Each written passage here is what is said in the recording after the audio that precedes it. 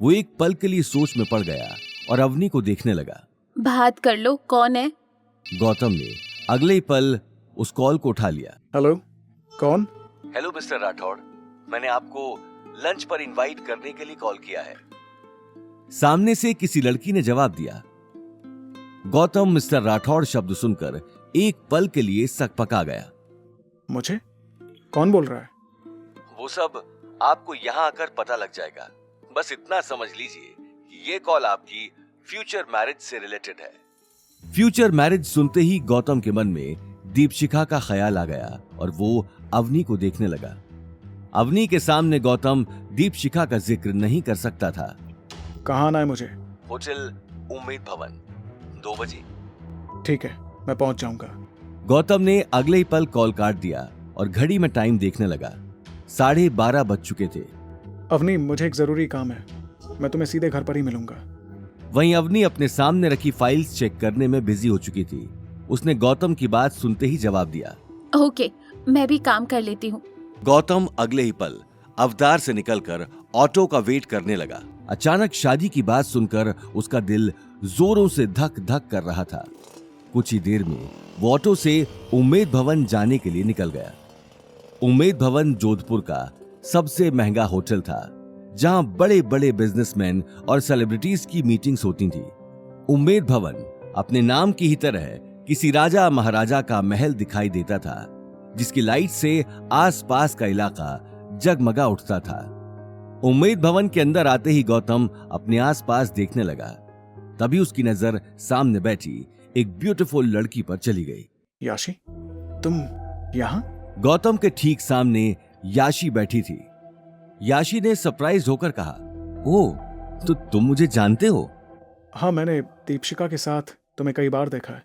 हम पहले मिले भी हैं। मुझे लगा दीपशिखा का कॉल है। मुझे खामखा इतनी टेंशन हो रही थी। याशी बिना कुछ कहे अपने आसपास देखने लगी। उसने अगले ही पल गौतम को चेयर पर बैठने का इशारा कर दिया। आखिर तुमने मुझे यहाँ क्यों बुलाया है? याशी ने कॉन्फिडेंस से कहा, मैंने तुम्हें फोन पर बताया था कि 1 साल बाद तुम्हारी शादी है। मुझे उसी के बारे में बात करनी है। बोलो। याशी समझाते हुए बोली, देखो गौतम, मुझे किसी ने यहां आने को नहीं कहा।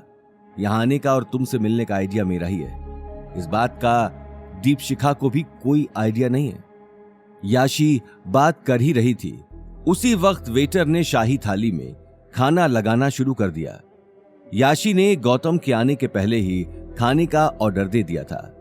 वेटर के जाते ही गौतम याशी को देखने लगा।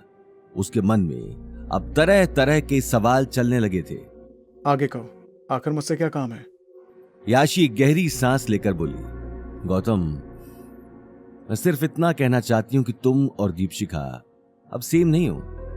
तुम्हारा रहन सहन और दीपशिखा का रहन सहन कभी एक नहीं हो सकता।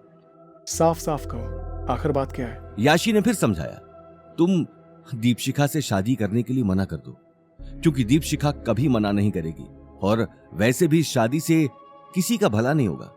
तुम्हारा और दीपशिखा का स्टैंडर्ड कहीं से मैच नहीं होता।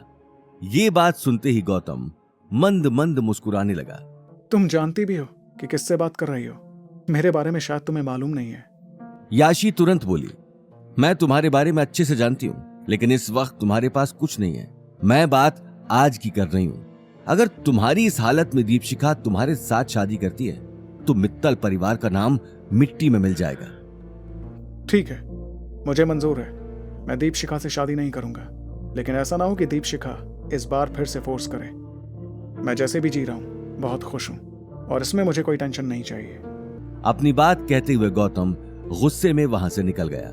याशी आगे कुछ कह नहीं पाई और एक टक उसे जाते हुए देखने लगी। उसी वक्त एक काला सूट पहना हुआ मोटा आदमी उसके पास आ गया। हेलो मैम, मैं इस होटल का मालिक हूं सिकंदर, और यहाँ आए हर एक गेस्ट का ध्यान रखना मेरा काम है। जी कहिए। मैं बहुत देर से आपके साथ बैठे आदमी को देख रहा था, कहीं वो आपको परेशान तो नहीं कर रहा था क्या? तुम जानते भी हो वो कौन है? वो जोधपुर के बहुत बड़े बिजनेसमैन रघुवेंद्र राठौड़ का बेटा है। ये बात सुनते ही उस आदमी के पैरों तले जमीन खिसक गई। वो हड़बड़ाकर गौतम को जाते हुए देखने लगा। आगे की कहानी जानने के लिए। देखिए अगला एपिसोड सिर्फ पॉकेट एफएम के यूट्यूब चैनल पर और रॉयल वारिस के सारे एपिसोड्स को सुनने के लिए डिस्क्रिप्शन में दी लिंक से डाउनलोड करें पॉकेट एफएम ऐप।